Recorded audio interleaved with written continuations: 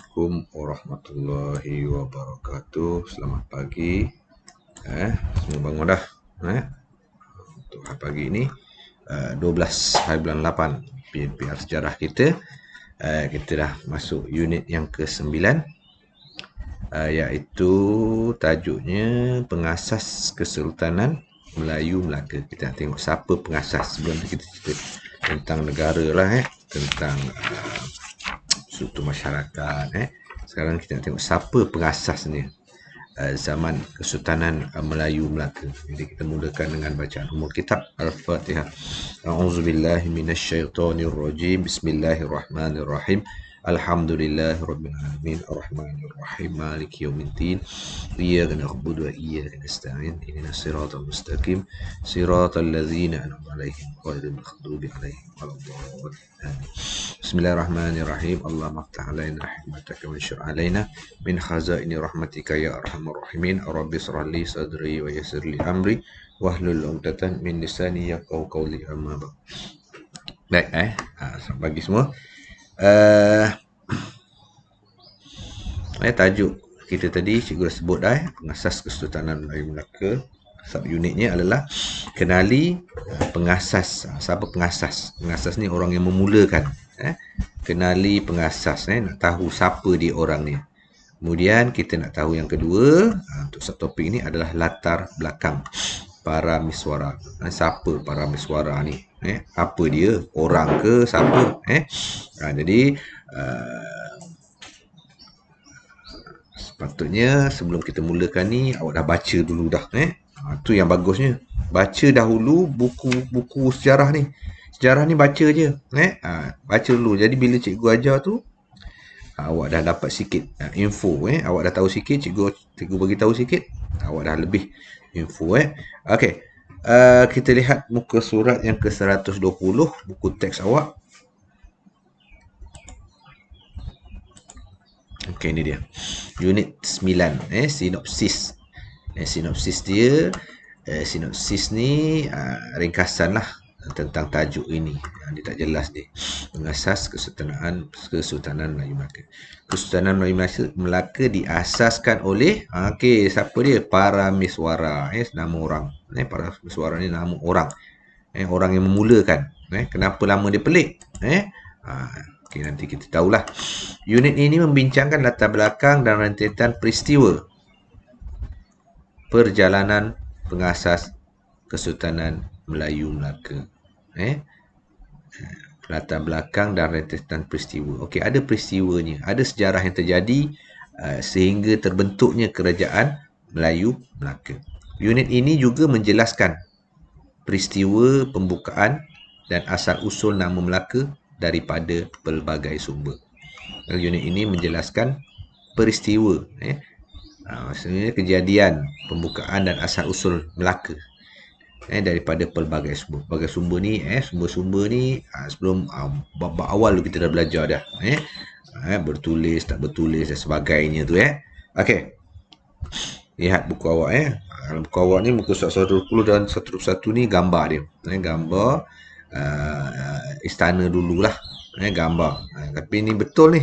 Ini betul ni dekat Melaka. Didirikan semula oleh Kerajaan Negeri Melaka untuk orang melawat.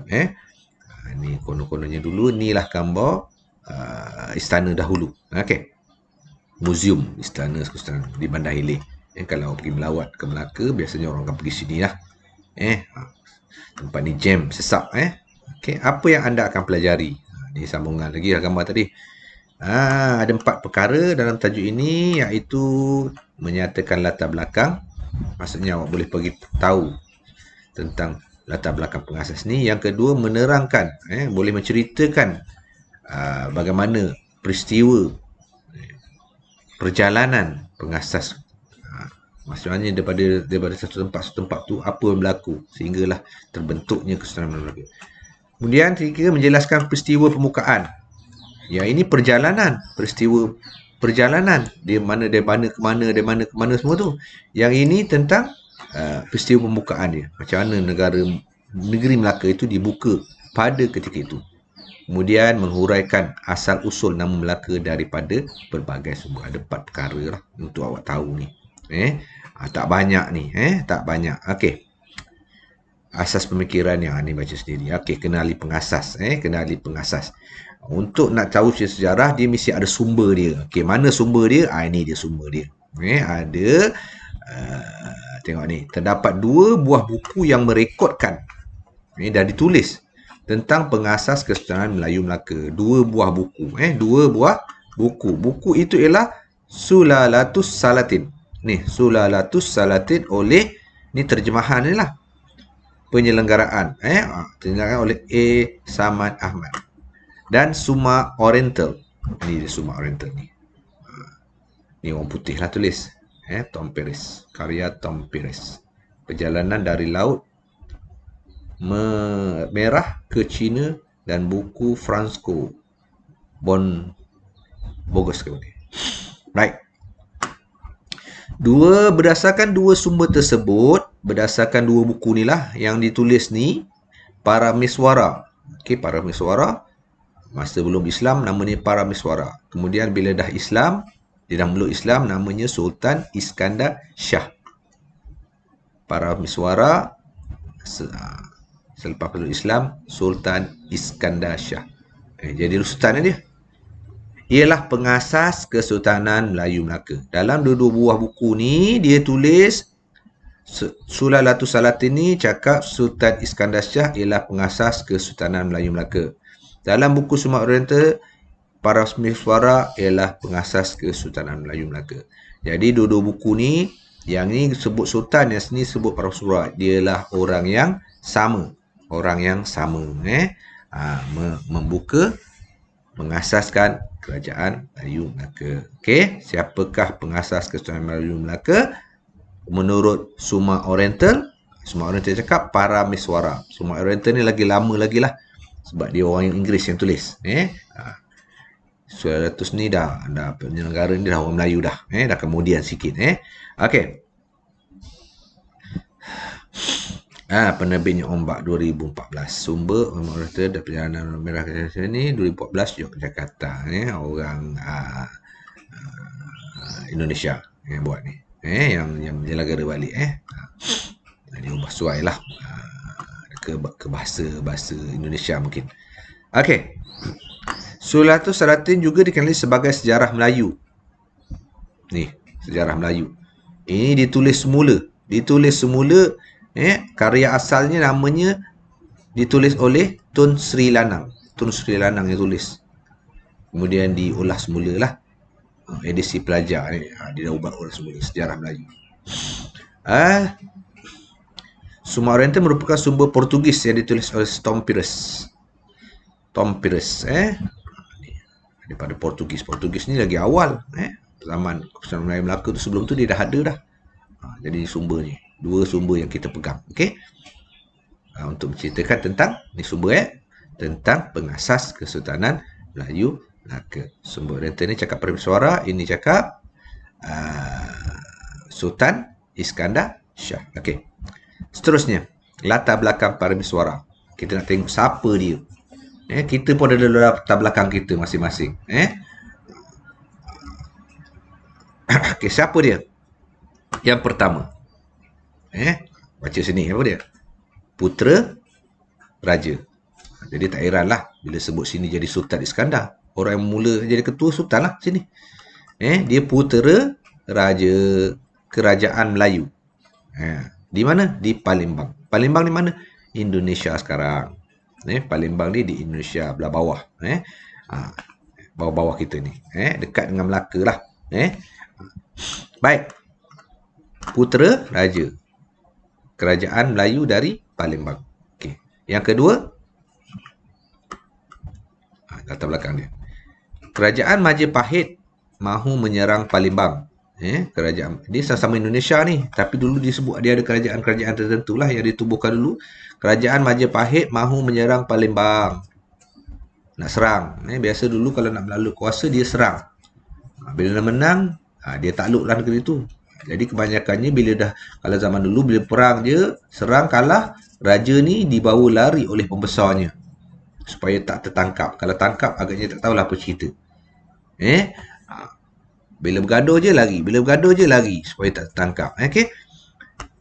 Kerajaan Majapahit mahu menyerang Palembang kerana para mesyuarat cuba membebaskan Palembang daripada jajahan Majapahit. Okey. Maksudnya Palembang ni tak nak jadi kuasa bawah Majapahit dah, dia nak sendiri. Jadi mungkin dia memberontak dan sebagainya. Jadi kerajaan Majapahit ni seranglah untuk menakluk balik. Jadi oleh kerana kerajaan Majapahit ini adalah kerajaan yang besar, angkatan lautnya mungkin hebat masa tu. Jadi para pesuara ni tak berdaya lah. Jadi para pesuara bersama dengan pengikut beliau terpaksa meninggalkan Palembang. Dia lari dengan pengikutnya, tak ramai lah. Mungkin dulu naik kapal ke, kapal besar masa tu dah ada kapal dah. Kapal dah ada dah masa tu. Tapi taklah secanggih kapal masa zaman kita ni. Menuju ke Temasek. Dia lari meninggalkan Palembang menuju ke Temasek. Temasek. Apa dia Temasek ni? Temasek ni adalah nama lama bagi Singapura. Namanya Temasek. Dia lari ke Temasek. Okey. Okey, bila lari ke Temasek, ni tak habis lagi cerita. Ni baru sikit lagi pengalaman para mesyuarat sebagai pemimpin yang bijaksana menyebabkan beliau mendapat sokongan pembesar dan pengikut yang setia. Jadi dia hebatlah masa tu. Dia bawa lari, menyelamatkan diri dulu. Kemudian mendapat pengiktirafan lah daripada pengikut dia. Maksudnya tak adalah mereka tu tertangkap. Dia kalau kena tangkap zaman dulu tak tahu jadi hamba lah. Jadi hamba, jadi dia orang dilepas pergi ke Temasek. Masa tu Temasek mungkin tak ramai orang lagi ataupun sebuah pulau yang macam mana, kecil lah. Dulu Singapura tu kecil je. Okey. Itu sajalah untuk hari ini. Mengapakah sifat-sifat pemimpinan tokoh perlu dicontohi. Okey. Jadi cara-cara dia mentadbir orang-orang bawah dia menyebabkan dia disenangi. Ini dia Tasik Temasek ialah nama lama bagi Singapura. Baik, sebagai tugasan untuk hari ini, yang pertama, rakamkan suara. Jelaskan. Rakamkan suara, jelaskan, beritahu dari mana sumber yang merekodkan tentang pengasas Kesultanan Melayu Melaka. Itu yang pertama. Rekodkan, beritahu. Rekodkan dalam WhatsApp. Yang kedua, ceritakan latar belakang para mesyuarat. Jangan baca semua ni. Awak dah baca ni, dah hafal sikit, awak boleh cakap je. Cakap menggunakan ayat sendiri. Latar belakang para mesyuarat. Okey, itu saja untuk hari ini. Assalamualaikum warahmatullahi wabarakatuh.